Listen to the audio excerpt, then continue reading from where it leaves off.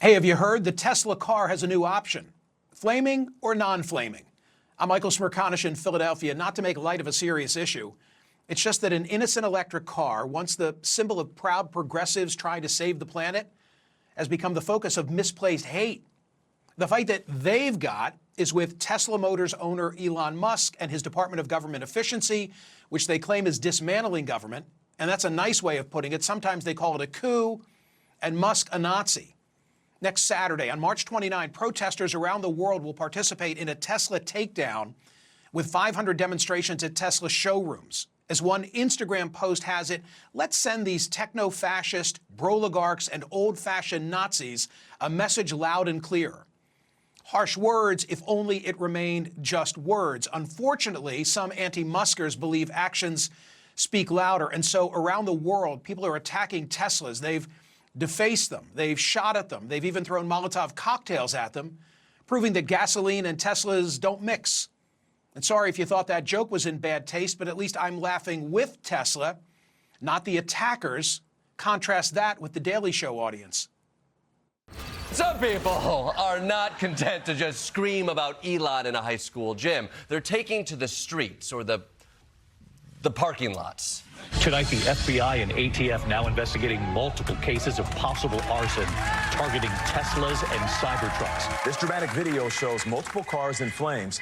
Police say the attacker used Molotov cocktails. It's the latest in more than a dozen instances of arson and vandalism targeting Tesla. The same suspect shot more Teslas with a gun. Tesla Cybertrucks were set on fire in Kansas City, and earlier this month, shots fired at a Tesla dealership in Oregon. Cybertrucks on fire in Seattle. Wow, you guys like petty acts of domestic terrorism, huh? The crowd's reaction reminds me of those who cheered for Luigi Mangione after he was charged for the murder of a healthcare executive. Likely due, at least in part, to Musk's unpopularity, the value of Tesla Motors has plummeted, sales have slumped. Some are cheering the decline. They've got that little stock app. I added Tesla to give me a little boost during the day. 225 and dropping. Others are calling on Musk to step down as CEO. This is a lot more than a business story. The question becomes, what do you do about the perpetrators? And discussing it on my SiriusXM radio program this week, I was surprised at the number of my callers eager to rationalize all the violence. But the FBI certainly isn't doing that. They issued a PSA warning the public to be on the lookout for various indicators that could be precursors to planned attacks.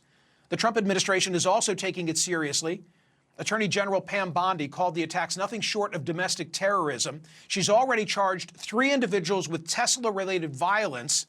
According to the DOJ, one man, while armed with an AR-15 rifle, threw approximately 8 Molotov cocktails at a dealership in Salem, Oregon. A woman in Loveland, Colorado, tried to light Teslas on fire with Molotov cocktails and was later found with materials that could produce more incendiary weapons. A man in Charleston, South Carolina, wrote profane messages against President Trump at Tesla charging stations before lighting the stations on fire with Molotov cocktails. In response, President Trump posted on Truth Social a message of his own. I look forward to watching the sick terrorist thugs get 20-year jail sentences for what they're doing to Elon Musk and Tesla. Perhaps they could serve them in the prisons of El Salvador, which have become so recently famous for such lovely conditions. Trump expresses himself in his usual unrestrained way, but behind the no-holds-bar response, there seems to be a point. These attacks don't just damage cars and car lots and charging stations. They create an aura of fear for all who own Teslas or might want to own one. And that's how terror works. Isolated examples of violence making millions feel unsafe. No doubt that's why anti-Tesla militants have doxed Tesla people. One website called DogeQuest put out an interactive map revealing the names, addresses, and phone numbers of Tesla owners as well as Tesla dealerships throughout the U.S. The map uses the image of a Molotov cocktail as a cursor. Those in charge of the site do promise, however, to remove people's information if they can prove they've sold their car.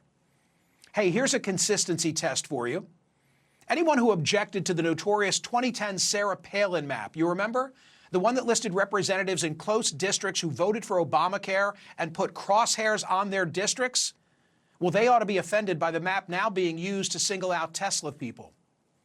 Meanwhile, there have also been swatting incidents where somebody calls the cops to claim a serious crime is going down at a Tesla owner's house, so a SWAT team shows up ready for action. God forbid somebody gets seriously injured or killed in that circumstance. The White House treating anti-Tesla criminals as domestic terror, it raises an interesting legal question. What does that actually entail? Because while the Patriot Act defines the phrase domestic terrorism, it's not a crime in and of itself. Defendants in federal court have to be charged with something else. So maybe we need to rethink the idea of a hate crime, expand the definition. It's a federal charge, already has some overlap with domestic terror. A hate crime requires not just a standard level of criminal offense like arson or vandalism, but also has to be motivated by a bias against a civil rights category, such as race or gender, religion, sexuality.